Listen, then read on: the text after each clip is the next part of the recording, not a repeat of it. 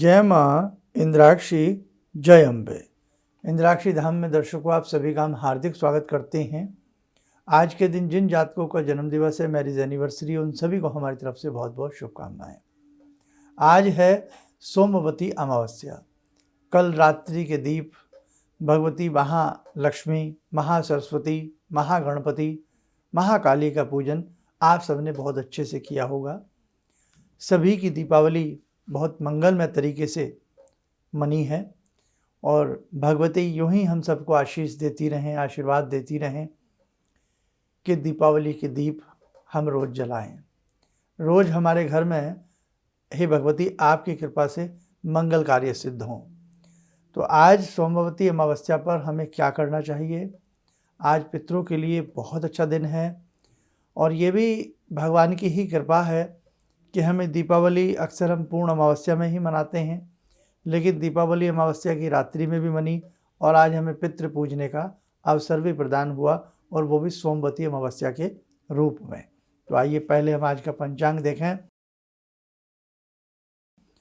13 नवंबर सन 2023 दिन संवत 2080, कार्तिक मास, कृष्ण पक्ष, तिथि आज अमावस्या, नक्षत्र विशाखा, राहु काल 7:30 से 9, दिशा शूल पूर्व दिशा।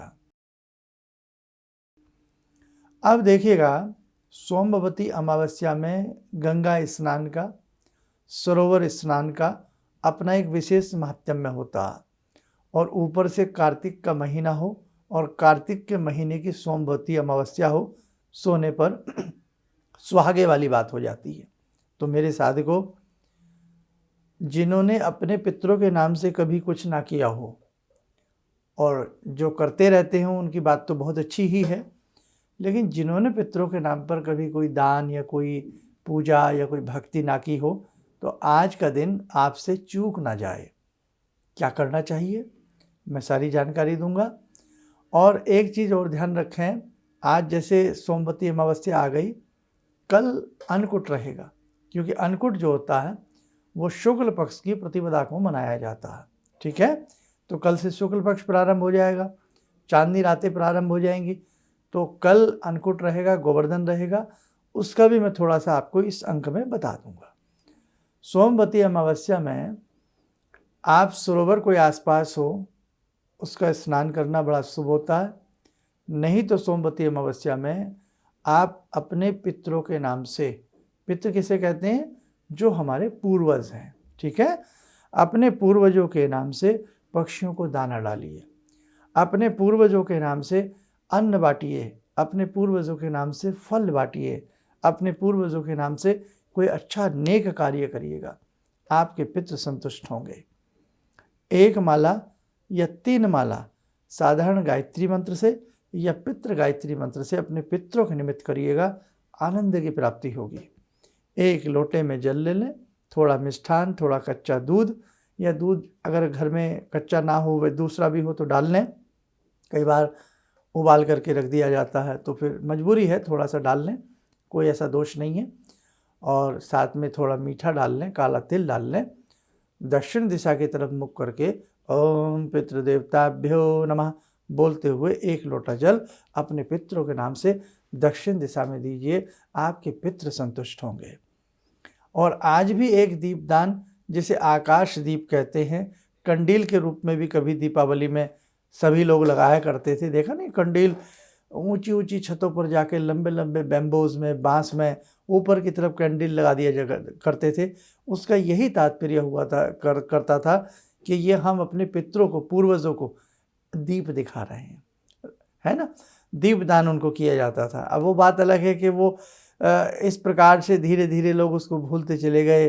फिर फैशन में लाइट वाले कंडील आ गए, फिर वो भी दूर हो गए। फिर आज तो झूमर, लड़ियाँ, ये सब रूप ले चुकी हैं। लेकिन वास्तविक में क्या था कि वो हम दीप दिखाया करते थे अमावस्या की रात्रि में अपने पूर्वजों के नाम से। तो वो परंपराएं हैं, धीरे धीरे मिटती भी हैं और फिर धीरे धीरे परंपराएं भाई दिमाग में भी आती हैं। तो आज एक दीप जला लें और एक दीप जला करके आप अपनी छत पर ले जावें, और जिनकी छत ना हो तो बैल्कोनी या बाहर की तरफ जा करके किसी प्लेट में रख के दक्षिण दिशा की तरफ मुख करके रात्रि के समय अपने पितरों के नाम से आप ऐसे करके उस दीप को वहीं कहीं व्यवस्था बना करके उस एक दीप को रख दें, ठीक है। और जैसे यम का दीप हमने जलाने की बात कही थी 5 दिन के लिए, यम का दीप जलाना चाहें तो यम का दीप आज भी जला सकते हैं संध्या के समय, कोई पाप नहीं है, कोई दोष नहीं है, ठीक है। भले ही 6 दिन जल जाएगा, कोई दिक्कत वाली बात नहीं होती है। जब बीच में एक दिन इस बार बढ़ रहा है तो उसमें कोई घबराने वाली बात नहीं होती है। अब आज के दिन गायत्री मंत्र को पढ़ना, गायत्री सहस्रनाम को पढ़ना, गायत्री ज़्यादा से ज़्यादा आज के दिन जपना बहुत ही अपने आप में अमूल्य मानी गई है। और सोमवती अमावस्या में गंगा स्नान करना, अपने पापों का शमन करना, अपने ज़िंदगी में जो हमने भूल चूक की हैं मन में ही दृढ़ संकल्पित होकर के प्रतिज्ञा लेना कि भगवान जो मुझसे जीवन में कभी भूलें हुई हैं वो अब आगे नहीं होंगी।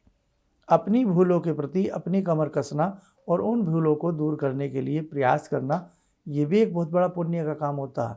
ध्यान रखें, दीपावली के 1000 दीप जलाएं, 1000 बार आरती गाएं, और यदि हम अपने जो भी हम जाने अनजाने में पाप करते हैं हमने उनको दूर नहीं किया तो पूजा उतनी लगेगी नहीं आपकी, वो आपके रोज़ के पापों को काटने में ही माइनस प्लस होती रहेगी। कई बार आप सोचते हैं ना, मैं लंबे समय से पूजा कर रहा हूँ, मैं तो 8 घंटे पूजा करता हूँ, 7 घंटे करता हूँ। मैं सबकी बात नहीं कह रहा हूँ, लेकिन कहीं कहीं कुछ लोग ऐसा करते हैं।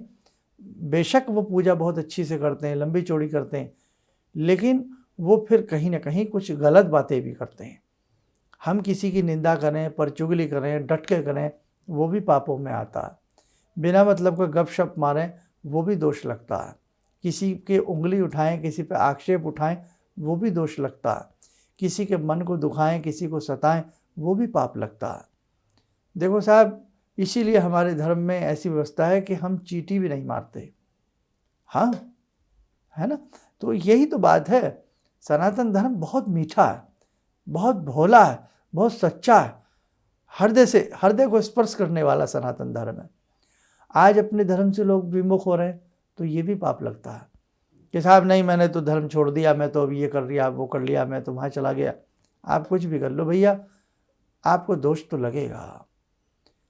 भगवान तो वही है ना, न्याय अन्याय पाप पुण्य का तराजू तो तुलेगा ही तुलेगा। आप कहीं चले जाइए, भगवान से नहीं छिप सकते आप। इसलिए ध्यान रखना, अपने हर बुरे कर्म पर पैनी निगाह रखना, ताकि जीवन में हमसे कोई गलती ना हो सके और हम अच्छे रास्तों पर चलते रहें। तो आज जो गंगा जी के किनारे रहते हैं वो तो पुण्य कमाएंगे कमाएंगे। गंगा जी में 100 ग्राम बताशे, थोड़ा कच्चा दूध, धूप दीप अर्पण कर देना, ठीक है। कोई आपके घर के आसपास पवित्र सरोवर आदि हो, वहाँ भी ऐसा कर सकते हो। जो हमारे साधक विदेशों में या कहीं ऐसे स्थानों पर रहते हैं जहाँ ये सब बातें नहीं हो पाती हैं, तो वहाँ पक्षियों को आप पितरों के नाम से कुछ डाल दीजिए। दक्षिण दिशा में साउथ में मुख करके उनके नाम से जो तिल वाला हमने जल बताया है वो आप दे दीजिएगा। घर में बैठ कर के गायत्री मंत्र का आप थोड़ी देर जप कर लीजिएगा। संध्या के समय भी हम गायत्री मंत्र जप सकते हैं। सूर्य छिपने के 1 घंटे बाद तक गायत्री मंत्र जपा जा सकता है, ठीक है। तो जितना आपसे अच्छे से अच्छा जो बन पड़े उतना आप लोग करने का प्रयास करें। अभी ध्यानमाला से जुड़ेंगे, उसके बाद कल जैसे कि अन्नकूट है, गोवर्धन है, थोड़ा सा उसके बारे में मैं आपको अभी बता दूंगा, ताकि कल सुबह जो आपको करना है आप आराम से कर सकें। आइए समय हो चला आज की ध्यान साधना का। आज की ध्यान साधना में जुड़ते हैं सदाशिव शंभु से। ओम आत्मा त्वं गिरिजामति सहचरा प्राणा शरीरं गृहं पूजा ते विषयोपभोग रचना निद्रा समाधिस्थिते संचारा पदयो प्रदक्षिण विदेः श्रोत्राणि सर्वागिरो यद्यात् कर्म करोमि तद्दखिलं शम्भोस्तवाराधनम्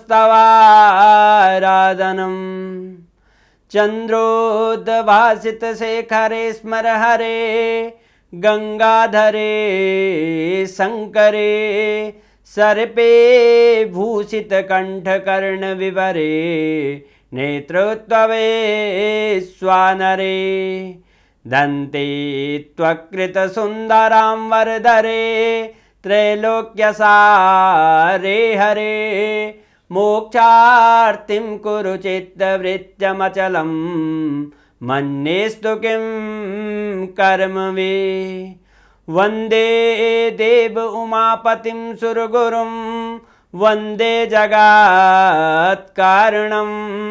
वन्दे पन्नगभूषणं मृगधरं वन्दे पशूनां पतिं वन्दे सूर्यशशाङ्कवह्निनयनां वन्दे मुकुन्दप्रियं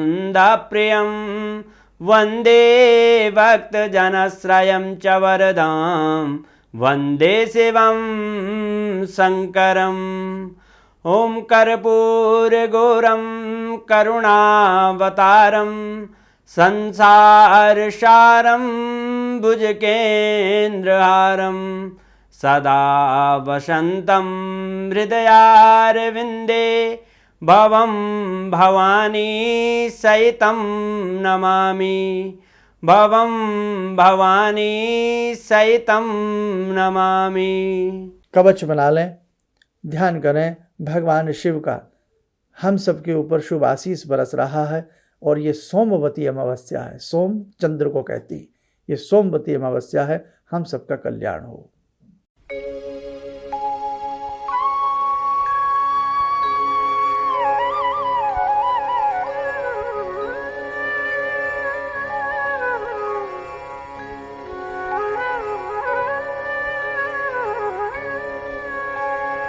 ओम बोलते हुए नेत्र खोलें, सामान्य हो जाए।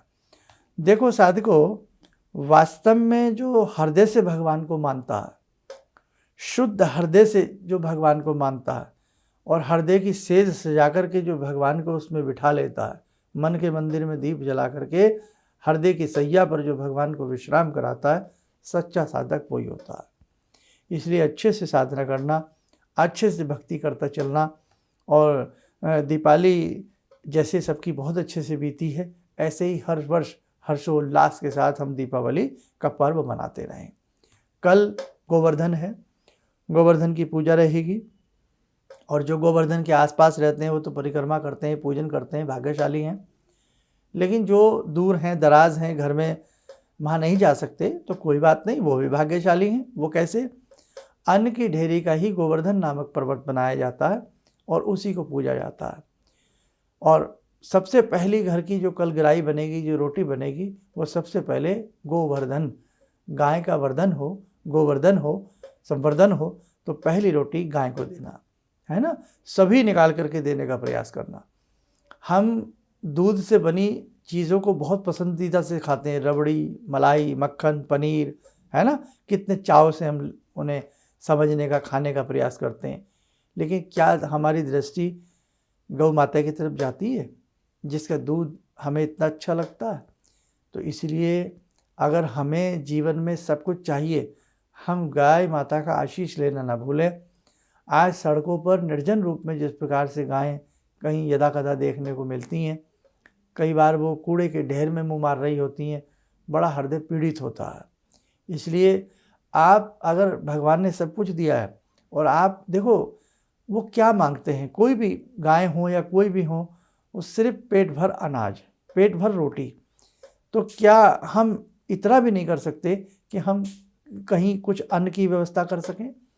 आप जा रहे हैं, बाइक से जा रहे हैं, स्कूटी से जा रहे हैं, कार से जा रहे हैं, आपको लगे यहाँ गाय हैं, कूड़े के ढेर में बेचारी कुछ ले रही हैं, तो आपका फ़र्ज़ बनता है 100-200 रुपये का आसपास से कोई हरी चीज़ खरीद लीजिए। कुछ भी ना मिले, पालक, सरसों, कहीं ना कहीं कुछ मिल जाता है। जहाँ चाह है वहाँ राह निकल आती है, तो आप उन्हें खिलाइए।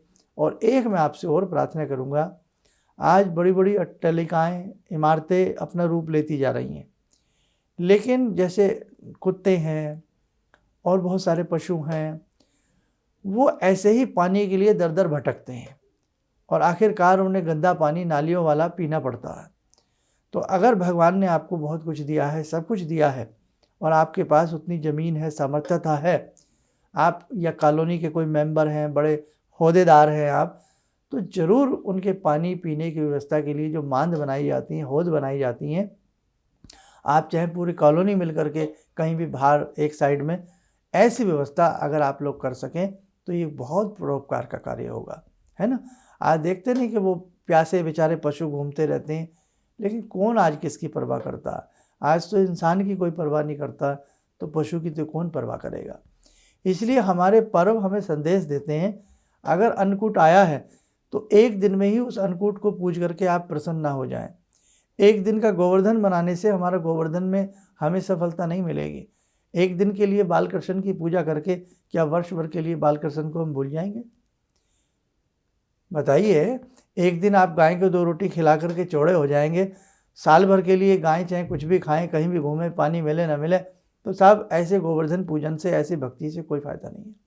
इसलिए बहुत अच्छे तरीके से बच्चों आप लोग बात को समझिए, जितना आपसे हो सके। हम ये नहीं कह रहे कि आप बिल्कुल ही सब कुछ अपना लुटा दीजिए, लेकिन जितना आपसे हो सके उतना आप करने का प्रयास करें। आप करेंगे, आप सोच रहे हैं कोई ये कहेगा अरे ये क्या कर रहा है, ये कौन सी सदी का व्यक्ति, बोलने दो।